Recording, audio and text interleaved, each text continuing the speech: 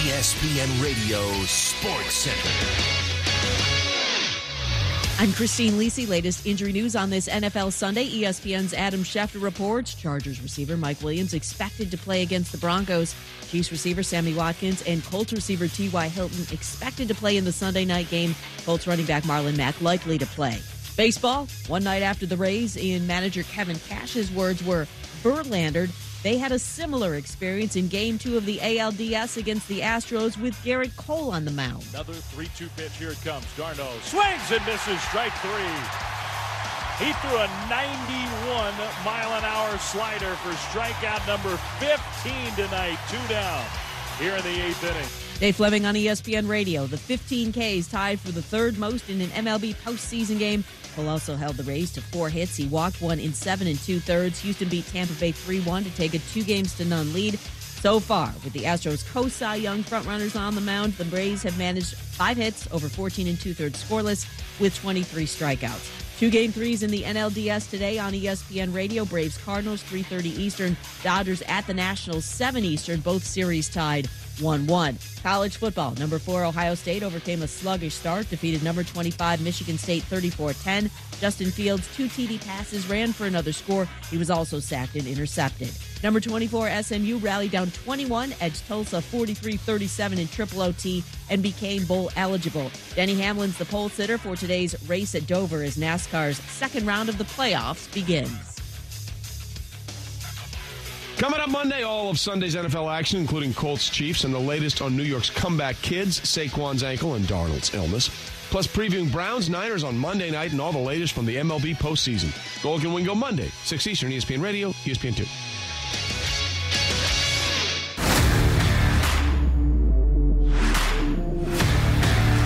Welcome to Knightline, the morning after, on ESPN 580 Orlando, WDBO. Night Nation's only call-in show goes live now. All right, hello, Night Nation. This is Andrew Phegley coming to you from the Victory Casinos Cruises.com studio. This is the morning after. Unfortunately, it's well, I guess it's the morning after today because we're on Sunday and the Knights played on Friday night. The Knights, another loss for our Knights, 56-21. No, that's not right. That's the wrong one. Okay, well, we'll get that figured out. Jeff Allen joins me as well this morning. Kyle took a bye week this week, had stuff to do. Jeff, how you doing, man? Hey, the backup quarterback is here and ready to play. Absolutely. Okay. So, actually, that score was 27-24. Yeah, 27-24. I have the wrong thing listed on my stuff that I made, which is, really nothing new for me, if you know me. Yeah. Not the greatest showing for our Knights at all. It was, another big flop on the road. I was at the Pitt game, and they came out flat there, and then you watch them play against Cincinnati, and, they were able to move the ball between the 20s, but the red zone was definitely a big problem. Yeah, I'm not sure what's going on with this red zone issue. This is kind of a new thing for us. I guess we saw it at Pitt as well a little bit. Mm-hmm. I don't know if we really saw that at the UConn game, but it just seems like that's a thing now, and I'm not sure what that is. I don't know why that's happening. We're going to get this all figured out, hopefully, though. We are here to solve all the problems today. Absolutely, yeah. Yeah, we're going to solve everything that we can. You can call us, by the way. Phone lines are open, 844-225-5580, 844-225-5580. And you can text us at 21232 for that. And so we'll talk about all this stuff. What was your assessment of Dylan Gabriel? Dylan was very shaky. He was not sharp. He was not accurate. I think the pressure definitely got to him. Got a little antsy with the feet. It was just not what we have seen from him. I mean, he played far better in the Pitt game than he did in the Cincinnati game, and it was, comes back to one thing. He's still a true freshman, and he played like it Friday night. Absolutely. And you got to give him that as well, though. That's the thing. You've got to let him play as a freshman and be a freshman because it's just the way that it goes, you know? I mean, and I understand there's a lot of people that are very upset that Mac didn't come in. I don't know if I'm completely upset about that because I think I understand what they're trying to do. Yeah. I think that Josh Heupel wants Dylan Gabriel to experience everything that he possibly can. And, you know, I just feel like that is an important thing. You have to do that. Mackenzie Milton, you know, we had the same issues with him his freshman year. Oh, in fact, he almost got booed off the field at one point. And he did at the Cure Bowl. Yeah. And Mackenzie, you know, people forget he used to run backwards a lot, right, and try to make, you know, heroic plays every time until he learned how to settle down. So these are things that I think Gabriel is actually ahead of him in as far as his composure and his pocket presence and things like that. I would not have minded seeing Matt come in for a series or two just to kind of loosen things up a little bit, let him use his legs a little bit. You know, Dylan, you know, they need to have him run the ball a little bit. Yeah, and that's gonna, you know, that, and I'm sure we'll get into the coaching aspects of this, but I think it's a little too, you know, they're too one-dimensional if he's just going to stay in the pocket. Yeah, we'll take this phone call if we can. Oh, they're gone. Well, they left. All right. Well, call back. We had a phone call there on the line. These are just things that have to happen when you have a freshman quarterback.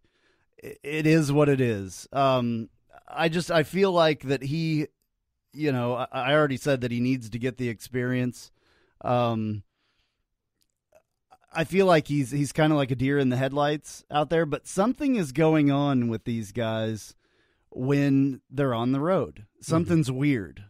And I don't know what that is. I don't know if it's their routine at the hotel in the morning, or I don't know. This has never been an issue before. Well, it wasn't an issue all year last year. So Heupel, I don't know if he's changed something up.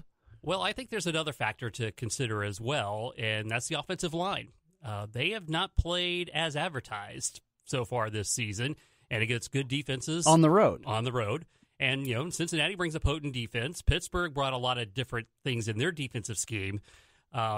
So that is not helping Dylan either, because he's not getting protection. They're not able to get the run game established, although I think we could kind of abandon the run a little bit too much in the Cincinnati game. We were moving the ball on the ground, and I think that kind of comes back to some more issues with Coach Heupel. Yeah, absolutely. All right, again, this is Knightline the morning after, and we are on ESPN 580, Orlando here. And we're broadcasting from the Victory Casinos Cruises.com studio. I'm Andrew Phegley, and this is Jeff Allen that's here with me. You can call at 844-225-5580, 844-225-5580, and you can text us at 21232. I think we actually have that call now, so we will take that again. Hey, you're on Knightline the morning after. Hey, how's it going, guys? Good, how's it going? Hey, who's this and where are you calling from? It's Andrew from Oviedo. All right, Andrew. Thank you for calling again. Give us your take on all this. Well, I definitely had to take some time to digest this, because it was definitely emotional seeing this team struggle. But I rewatched the game, and I noticed a few things. I mean, number one, our O-line was completely outmatched. I mean, I'm not going to call out players, but I saw two that were just manhandled trying to protect DG. And it was very similar to Pitt, since he apparently looked at that Pitt film and replicated it. And our O-line just could not, almost at any point, just stop their rush. I mean, they were blitzing like crazy. Second thing is I think Hype really watered down his playbook. I mean, it felt very vanilla, and the system just didn't attack the middle of the field almost at all. And, I mean, the third thing is, I mean, Gabe Davis, I mean, he's still a stud, but, I mean, he bailed DG out on so many plays, and I think he got over half of DG's passes. And basically, I mean, they were covering them like crazy, and it got ridiculous. And the last thing I noticed was red zone. And the thing is, I didn't realize at first until I looked back. I mean, our red zone offense was actually bad coming into this game. I think we were like 98 or 100, somewhere pretty low, and it definitely showed. And it struggles. I think Hype System doesn't really attack that. They like to play with a long field, and I don't think they have a lot of red zone plays in the playbook. And it was just a recipe for another disappointing loss.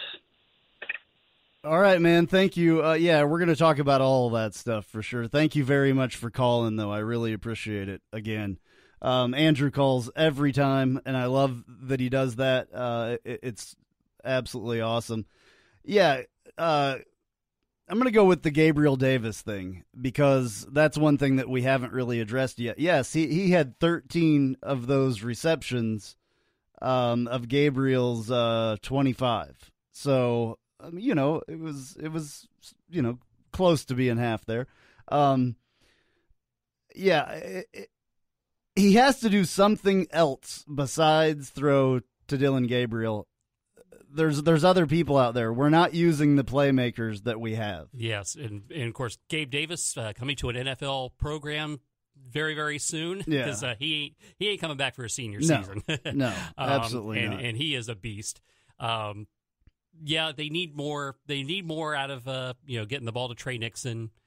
They've got to do more, and this kind of goes back to where I'm having issues with Coach Heupel is getting the ball to our playmakers, Otis Anderson and Adrian Killens, getting these guys out there where they got room to run and use that speed and getting to the edges.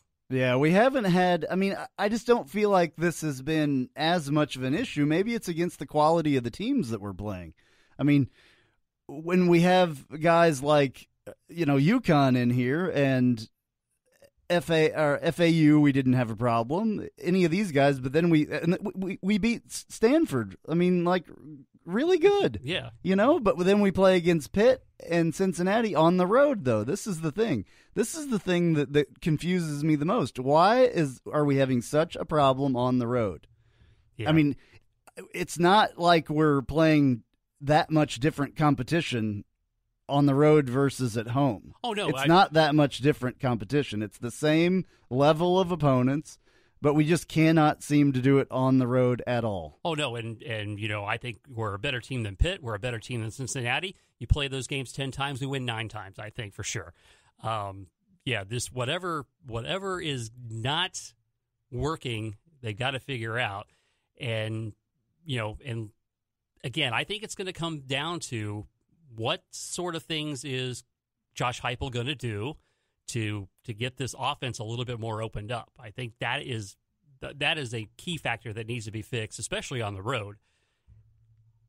All right, yeah. Well, the phone lines are open again, 844-225-5580, 844-225-5580, or you can text us at 21232. That's easy for me to say. Yeah. Well, let's go back to the offensive line a little bit. We haven't seen these issues as much as well. They look like superstars sometimes, like they should be, and then all of a sudden, they don't play well at all. They're very talented. That group is a very talented group, but like you said, they got completely, run over at certain points. This was the issue in the Fiesta Bowl. This was the issue against Pitt, and this is the issue against Cincinnati. Yeah, and I think we have found against really stout defensive teams that are, and they're bringing different schemes, and we're not adjusting to those things. So that's a big factor right there. And again, if we don't get the protection for our freshman quarterback, it's going to be more of what we saw Friday night versus what we have seen in other games. Yeah, absolutely. Well, this week is a bye week. We can reset and get some things figured out, hopefully. Later on, we're going to have some clips, and, we're going to hear from the coach and the players and stuff like that. One of the other issues that I really wanted to talk about today was we got to take some positives from this. And that was at the top of my list, but we didn't get there because we started talking about everything else. Well, we're still feeling the pain from Friday night for sure. Yeah, I mean, it's a little bit less for me at this point because I've had time, and that's kind of nice that they played on Friday. We were doing the show on Sunday, so we could, do that. I think the positives were special teams were a very big positive. Yes. The defense was a positive in general. The defense was tremendous. Nate Evans was a monster. Yes, he was. The other night, and I love to see that. Absolutely. Special teams, though, no missed field goals. The punter did a great job. Yeah, he flipping the field quite a bit when they needed him to. That was definitely huge. I was really worried about that more than anything else, to be honest with you. We had such a great punter with Mac Loudermilk, and now we have a new guy. So it's one of those things that just has to work. And he was hitting the ball really good and going a long ways and all that stuff. So I would say those are positives. And I think the other aspect of this, too, is I kind of look at, we've only lost one game in conference. There's still stuff to play for here. Absolutely. Lots could happen. Absolutely. The world hasn't ended as we know it. But face it, we have been spoiled for 2 years. Running the table for a third consecutive year, it was going to be a tall order. Running in the table in the conference for a third straight year was going to be a tall order. I mean, those, we have just exceeded and had such great expectations now because of the great success we've had that, okay, people are reacting a little bit too like, oh my God, this is terrible. Yeah. 4-2, yeah, we would like to be 6-0. It's terrible, but it's not that terrible. Exactly. So there's still things to play for. And we can still have a terrific season. So that's still all out there in front of us. 844-225-5580, or you can text us at 21232. The Knights fall to the Cincinnati Bearcats 27-24. The Knights committed 4 turnovers in the loss. More of your calls and reactions on Knightline the morning after here on ESPN 580 Orlando.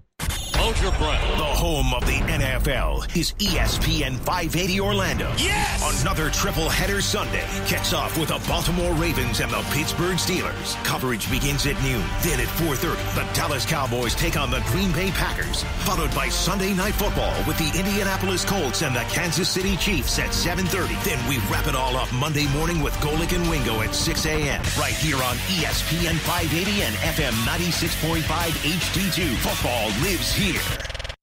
I'm Matt Damon. I'm Zachary Levi. I'm Uzo Aduba. Join Major League Baseball and Stand Up to Cancer as we stand in honor of all loved ones affected by this disease. Visit standuptocancer.org/MLB.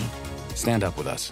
At IDC, you're going to see more diamonds and diamond jewelry than you ever imagined in one place at prices you never thought possible. IDC owner Keith LeClaire. Nobody's ever accused me of not having enough diamonds. I got over 50,000 diamonds in stock, all shapes, all sizes, all price points. We're talking 30 times the selection of ordinary jewelry stores, all at rock bottom, no middleman prices, right? We refuse to be beat on any diamond, any price, anywhere, period. And relax. At IDC, there's no pressure, no commission salespeople, no pricing games. In fact, we'll show you the inside secrets of the diamond industry and teach you how to maximize value. At IDC, you get to buy like a dealer buys. All this plus a free lifetime warranty on any purchase, a 110% diamond upgrade guarantee, and over 4,000 designer rings you won't find anywhere else. We are the 800-pound gorilla, and you'll see the difference the minute you walk in the store. International Diamond Center. If you're in the market to buy a diamond and you don't come to IDC, you are nuts. 4 Orlando locations.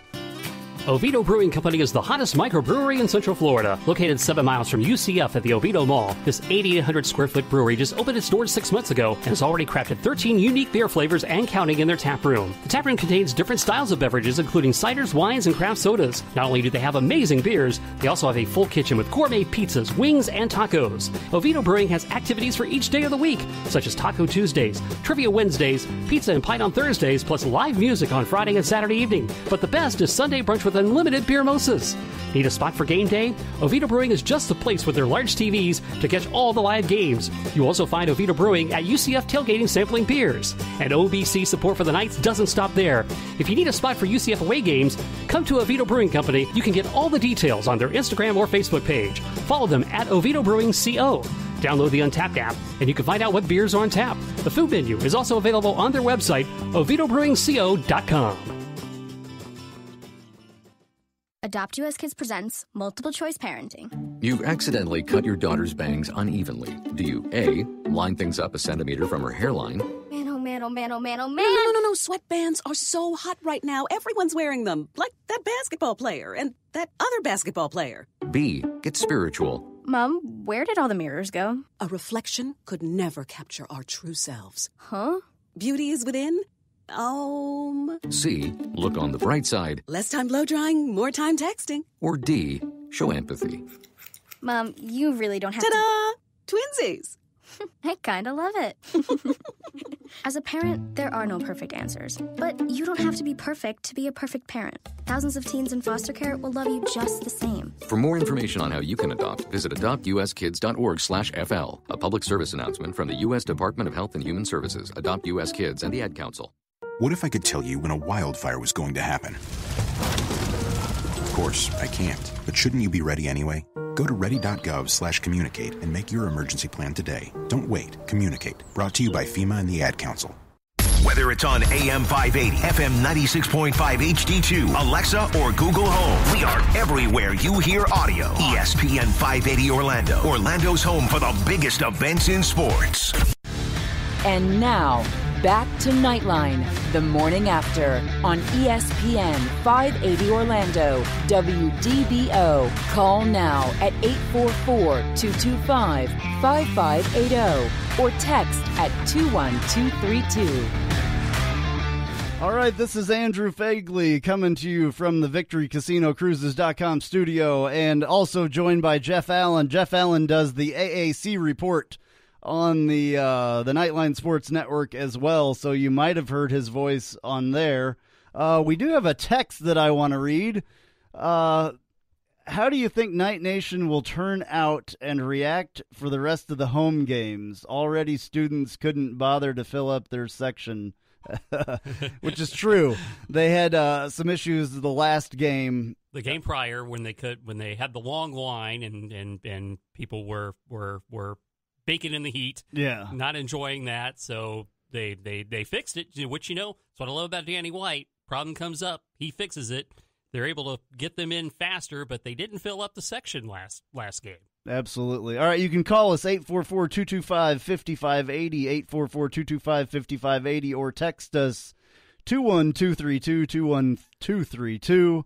Let's take this call on line one here. Hey, you're on Knightline the morning after. What's your name? Where are you calling from? Hello. Hey, this is Brian. Brian from Tampa. Hey, Brian from Tampa. What's going on today? Just calling. I'm sure everybody's posted it and talked about it. Just a running quarterback and the inefficiencies in the red zone. I mean, how many times did Milton, when the play broke down, he was able just to run it in? And right now we don't have that threat. And this offense needs it to get going. And Gabriel, he throws the deep ball, but the deep ball is not always going to be there. We see that in Heupel's offense. It's what happened at Missouri, and you need to have a quarterback that can run in this game. Yeah, and I think that I think that he can run. I don't know why they're not letting him run as much. I don't think that they're letting him run. I know he can run. We've seen him run a couple times. He's run for one touchdown at least, maybe two this year. Yeah. So I almost thought in the Pitt game that Narduzzi had psyched Heupel out by making the comment about running Milton one too many times, and that they thought maybe they were going to take cheap shots at him in the Pitt game. So I kind of thought that back then. But and we don't need Gabriel to run against UConn. Don't need him to do that there. But that element has to be there against these bigger teams. Do you think that's also could be after seeing what happened with McKenzie, do you think they're kind of second guessing, hey, we probably shouldn't be running as much? I do, actually. Yeah. Yes, I absolutely do. And I think that's Chase, by the way. Chase is our producer today, does an awesome job. Yes, I think that that is part of it. I mean, I really do. It has to be part of it because we know the guy can run. He just hasn't done it yet. I would be a little bit gun-shy as well, though, to be honest with you, running my quarterbacks after all that stuff has happened with McKenzie. I mean, although he didn't have an issue running Mac when he took over. So, and Mac's a big boy and is a much better equipped for that. But, that's got to be a little bit of a factor. That is a great point. I would have liked to seen Mac come in for a series. I don't know if I said this earlier when we were kind of talking about it. I would love to see him come in for a series. Frost used to do this, and I hate to bring this up because there's been a lot of talk about Scott Frost, and Scott Frost would have done this. Scott Frost would have done that. Scott Frost would have done this. I will remind you that he was 6-7 his first year when he was here. Yes. Heupel is still a new head coach. He hasn't even been here 2 full years yet. There's all kinds of stuff that is going to happen, that Heupel hasn't even experienced yet. He's just experiencing losses on the road. Yeah. I mean, I don't know what it is. I would love to hear from him at some point and, what is different about this year, what's different. I mean, he speaks a lot of coach talk, so you don't hear a lot of times what he has to say as far as, like, he won't answer, why aren't you running the quarterback? Because he's been asked that straight out, Yeah. So I would kind of also want to go back to McKenzie Milton a little bit, too, and we'll get – and I think we should talk about Josh Heupel's play calling more in depth. But when you look at a guy like a McKenzie Milton who, does he cover up flaws in play calling? Because he can do so much and fix a play when it's breaking down. I would have loved to have heard Kyle's take on this because I think, back in the day, 3 yards in a cloud of dust under George O'Leary, was boring and not imaginative play calling. But it worked. But with Kevin Smith, it's a whole different thing. Right. So do great players sometimes mask inefficiencies in the play calling? Right. I think we might have seen a little bit of that here, and it's now up to the coach now to kind of adjust and come up with better game plans. All right, let's take this next call here real quick. Hey, what's your name? Where are you calling from? You're on Knightline the morning after. Hey, Andrew. It's Roger, a.k.a. Night Bengal from Orlando. How are you this morning? Good, man. What's going on? Doing well. First, I would say everybody take a step back from the ledge. Those of us that have been fans for a long time have seen 4-2 and worse before. That being said, my commentary kind of evolves around play calling as well, and whether the thought is that what we're seeing with Gabriel not using the middle of the field, I feel like Heupel is using more of his offense this year. Last year was more of a hybrid. And we're not seeing a lot of the middle field being used, which means that if those linebackers don't have to drop back into the middle of the field, or the safeties really only have to make a decision on one half of the field or the other when covering the split back. So that allows defenses to really crash the box and keep more people in the box, which also means we have to keep in the tight end for protection and the running backs. So the question is this scheme not allowing us to use the middle of the field appropriately, or is it more of a matter of the fact that Gabriel doesn't have the speed in his reads yet and is being confused by defenses? All righty, Roger, thank you for your call, man. Really appreciate it. Well, the scheme, is it that much different than it was from last year, the way that you look at it, Jeff? I think it's a little bit different. I'll put it this way. And Roger was right. It was kind of a hybrid of the Frost offense and his offense. He didn't want to come in and change too much. But I think it's a little too predictable and a little too stagnant this year. And I think we saw that in the Fiesta Bowl as well. Yeah, I kind of think the same thing with the fact that you have so many. Like, I feel like we're more and more, like, ever since that Fiesta Bowl game, when you have a new quarterback it's his quarterback now, he's been kind of taking over his own offense, and it's been more and more stagnant. I think ever since the Fiesta Bowl, we've been kind of questioning Heupel even more. Yeah.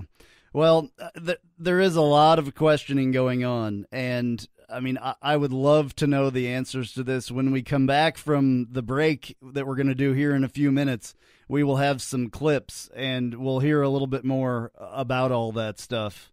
So, yeah, we're getting there. Defensively, he is making it easy with the vanilla play calling. Yes. We've got quite a few texts here, and I need to get to those as well. Let me do one here real quick. Given that UCF is lost by 1 and 3 points, however, the Knights staff has to step it up to their offense. So their offense scheme, play calling, and use of the field, absolutely. If Mack was in on one of those goal line plays, perhaps he runs and the defense bites on him running and opens one receiver. If and buts, losing sucks. I like that. That's for sure. Yeah, it totally. There's a lot of things that can happen differently that aren't happening.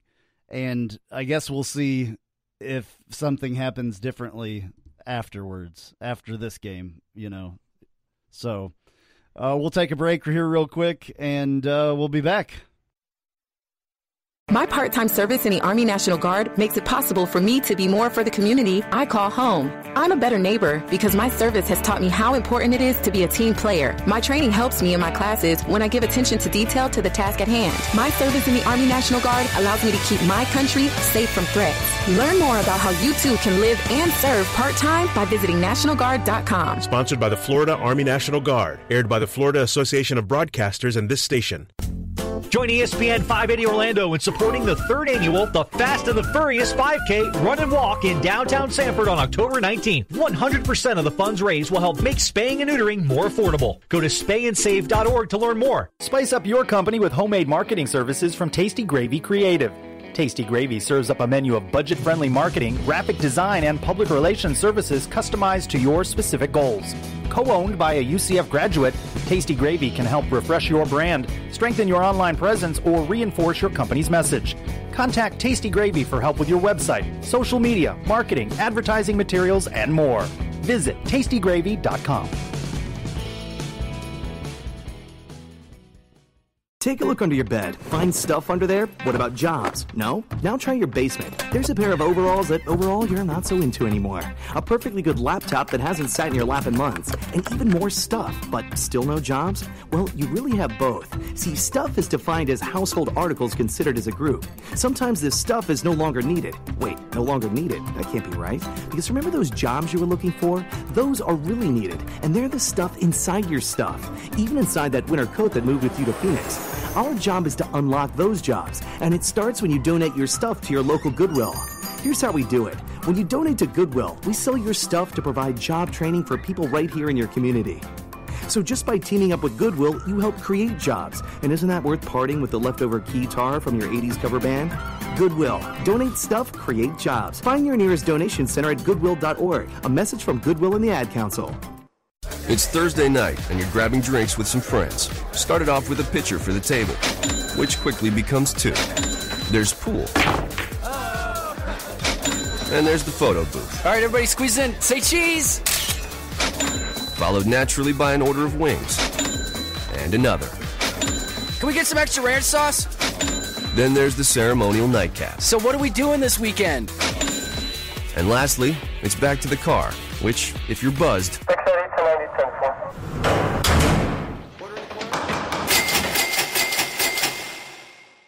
could be the most expensive night of your life. Getting pulled over for buzz driving could cost you around $10,000 in fines, legal fees, and increased insurance rates. Nothing kills a buzz like getting pulled over for buzz driving, because buzz driving is drunk driving. Brought to you by the National Highway Traffic Safety Administration and the Ad Council. Okay, man, time to be an all-star caregiver. Drive them to physical therapy, doctor's appointments. Be there emotionally and physically. Don't give up. Don't ever give up. Caregiving is tougher than tough. Find care guides at aarp.org/caregiving. Brought to you by AARP and the Ad Council. The Cleveland Browns travel to San Francisco to take on the 49ers on Monday Night Football with the MLB postseason on ESPN 580. Coverage of Monday Night Football moves to News 96.5 WDBO. That Browns and 49ers at 8 p.m. on News 96.5 WDBO. And now, back to Knightline, the morning after, on ESPN 580 Orlando, WDBO. Call now at 844-225-5580 or text at 21232. All right, this is Andrew Phegley back in the Victory Casino Cruises.com studio with Jeff Allen and Chase. We have in the other booth over there running the dials and all that stuff. So we're back. So we're taking your calls, 844-225-5580, or you can text us 21232. I want to get to a text here real quick.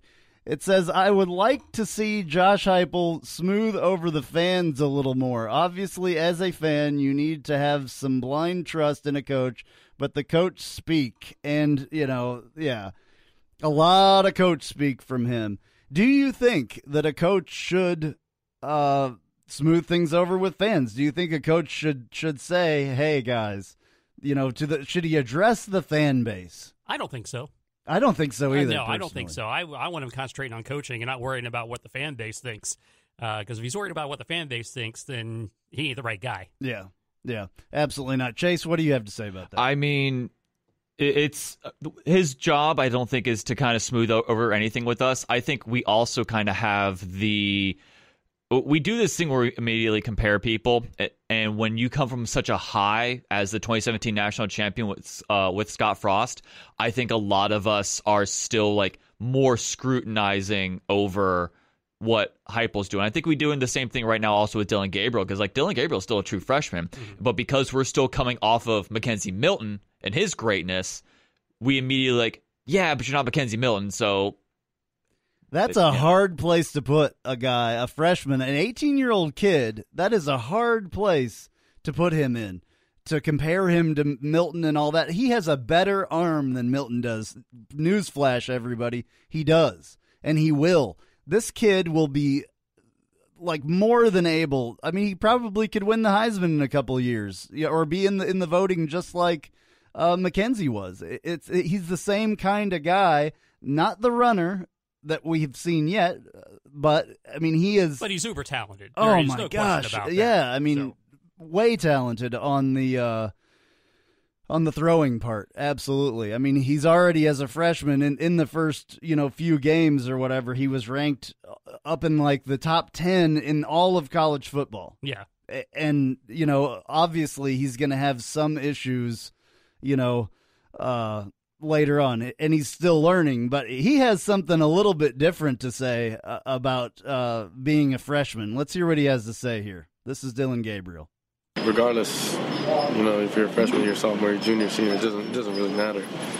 You're going to learn from this. I personally will learn from it. I'm going to say it again. I got to look myself in the mirror, and I got to fix myself so this offense can keep rolling.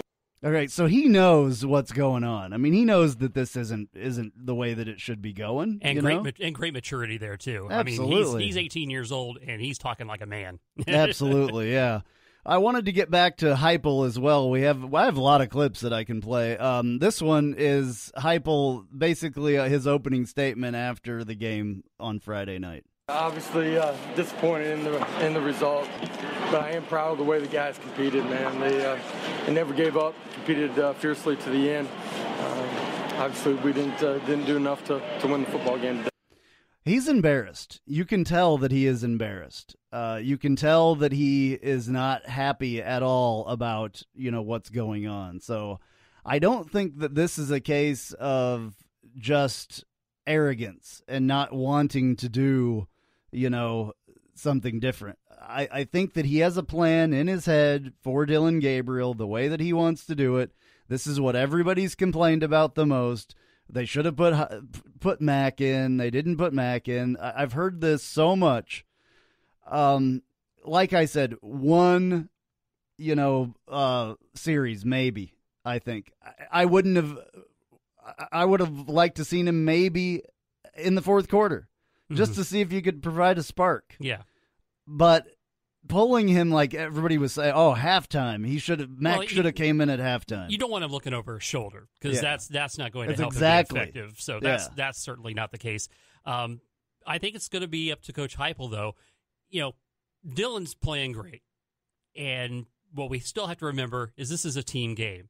So if the offensive line execution isn't there, if the coaches are not putting him in good spots to be successful, he's going to have struggles. And especially as a freshman, he's going to have struggles. Right. Well, especially the fact that if you look at if you look at Mac's playbook, like even during UConn, he wasn't throwing the ball deep. Mm-hmm. Like, what good would it have been to bring in Darryl Mack? Because let's face it, like, I don't think I'm saying anything controversial here when I say Dylan Gabriel is a lot better than Darryl Mack. Like, the problem with Darryl Mack's system is it was all slants and those short passes, and that was it. And so if we were to even put in Darryl Mack, like, I agree with the texture's point that maybe in that red zone, like maybe with the run play, that could possibly have done something. But other than that, like, you wouldn't have been able to move the ball downfield. Like, that was the problem he had over against LSU, was the fact that we kept doing short plays. We couldn't throw the ball deep. And I think Heupel looked at, where do I have my best chance to win? It's with Dylan Gabriel. Yeah. And I think Heupel has a tendency to pull the plug on the running game too soon when things are not going well. Exactly. And you have to make this offense work the way that we've seen it in the past, you have to have the run game going. This is one of the things that happened in the Fiesta Bowl, especially. He abandoned the run game when we got behind, and then the game pretty much was over at that point because he abandoned the run game. The run game, all these big, long passes, most of them anyway, are on play-action passes. Yes. So you have to have a run game going there and doing well. I mean, we didn't do horrible running the ball. I mean, we didn't have our gaudy numbers like we normally have. I think that we ran the ball for 153 yards. Considering how little we ran it in the second half, that's a good number. Yeah. I mean, it's not horrible. I think it was going really well in the first half, running a little bit. I just think that Greg McCrae had 17 runs in this game for 75 yards, 1 touchdown. He had the longest run of 30 yards. I think they need to pound Greg McCrae a lot more versus giving it to Killins and Otis Anderson, personally. There was 12 carries by Otis Anderson for 46 yards. Loss of 1-on-1. He had one of longest of 19. But if you would have given those 12 carries that you gave Otis Anderson or the 4 carries that you gave Adrian Killins, that would put the numbers up there, where he would have really been pounding the ball and really getting it going. Yeah. I mean, and my issue always comes back to Killins and Anderson up the middle. You want them to run them up the middle every so often because you don't want to just have them be outside gadget guys. You got to be able to mix that up a little bit. But we are underutilizing them on the edges. That is where we got to get those guys playing. Well, also, Otis and Adrian are a lot better receiving backs as well. So we don't usually pass the ball off to Greg McCrae as much as we do Otis and Adrian. So I think you also have to give them the touches to at least open it up, because if you just put in Greg, it's just like, it's almost like what Jacksonville has with Leonard Fournette. Like, you're not going to pass the ball. It's going to be a run play. So you want to try to use it to help open up that offense. Right. And where is the screen game? I mean, you got 2 guys that are flat-out speed demons. A screen game would be great to utilize those guys with. Yeah, I would love to get in the mind of Josh Heupel a little bit more just to see, what he was thinking and why. I mean, I just think that there should be some kind of, during a press conference or something, hey, somebody needs to ask, what were you thinking on this play? Mm-hmm. Why did you run this at this time? That there's no reason that somebody can't answer or ask that question, and he can either remember it or not or whatever. Here's a clip here real quick of Josh Heupel on the positives from the game. Or not. Hold on here. Here it comes. Their defense did a lot of really good things tonight, man. They battled and fought and competed really, really hard. I thought our special teams were really solid all night long. Dana did a good job, on kickoffs. There's a lot of positives to take from this football game, just not enough of them collectively as a group.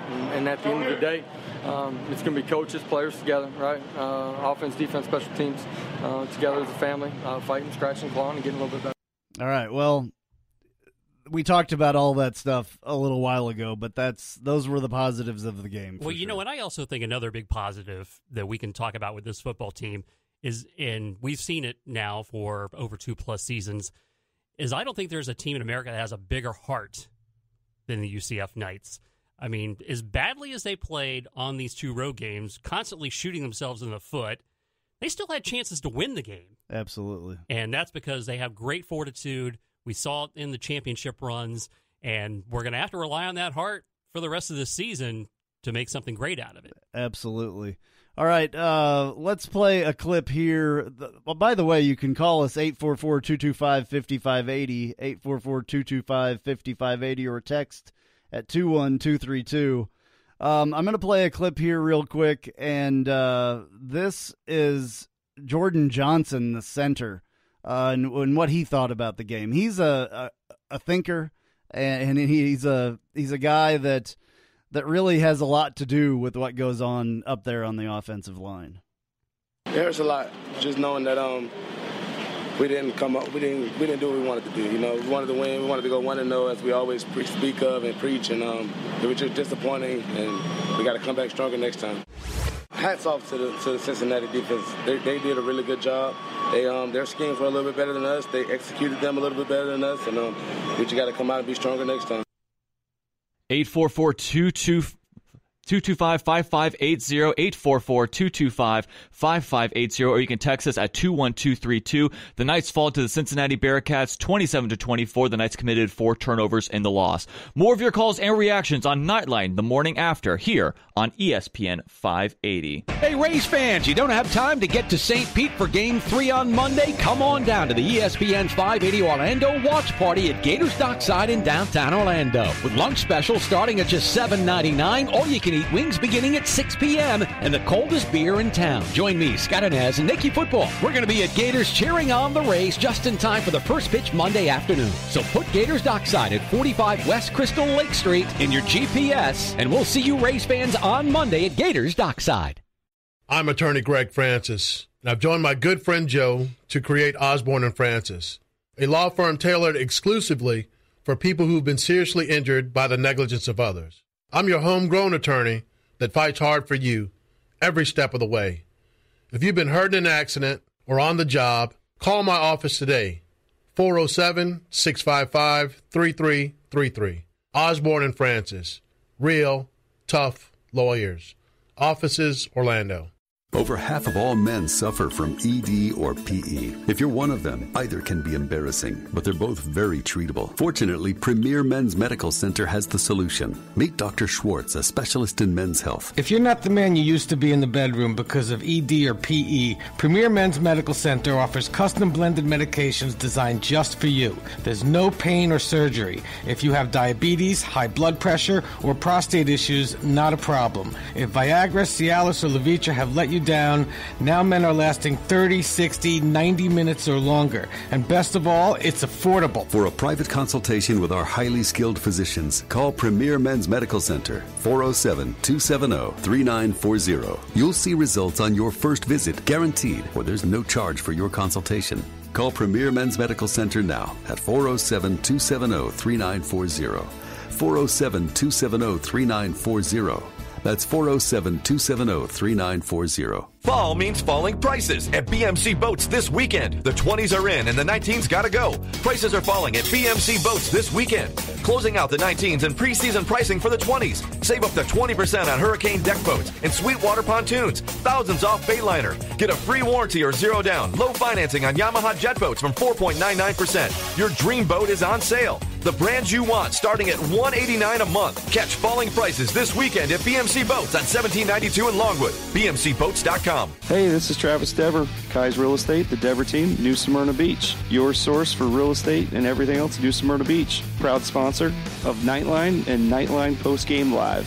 Call me anytime at 386-690-1636. That's 386-690-1636. Let me show you my hometown, New Smyrna Beach, UCF's favorite beach. Go Knights and charge on.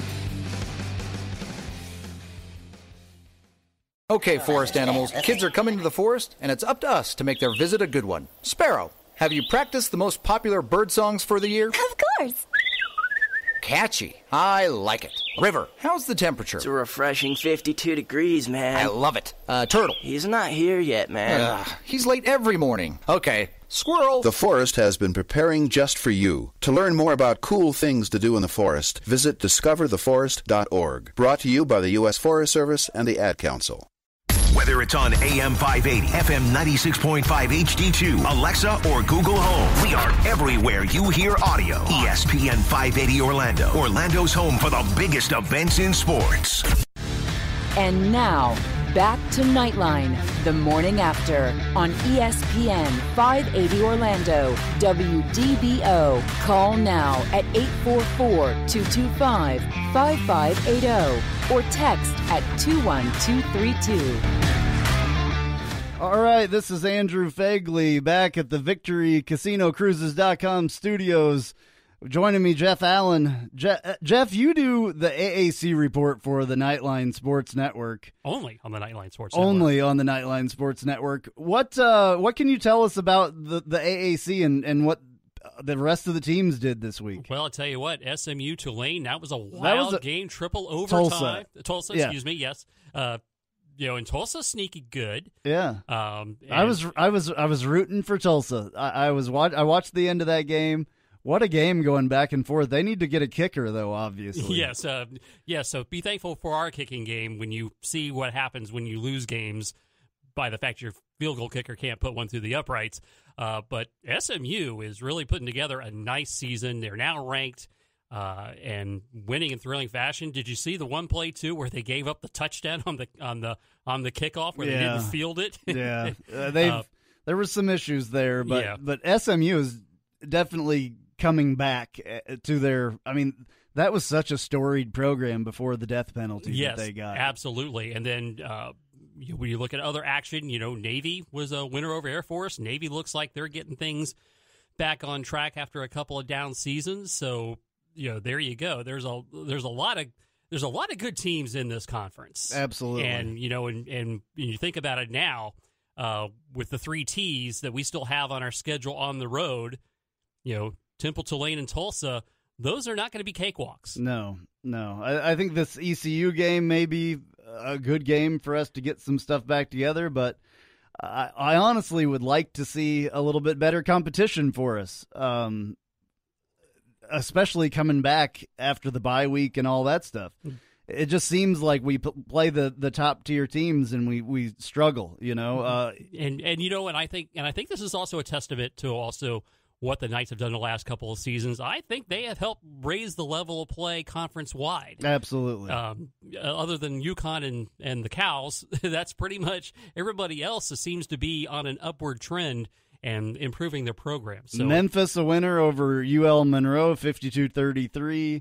Tulane, a winner over Army, 42-33. And that's a pretty good Army team. Yeah, and Tulane is a good team this year. Yes. They've got a fast offense going. They run a very similar scheme. Well, they hired a guy from Memphis to run their offense. Yeah. So they're going to look a lot like them. Yeah, Memphis, we have to play Tulane on the road. That'll be – normally we wouldn't worry about Tulane on the road. I think this year we should be worried a little bit about Tulane on the road.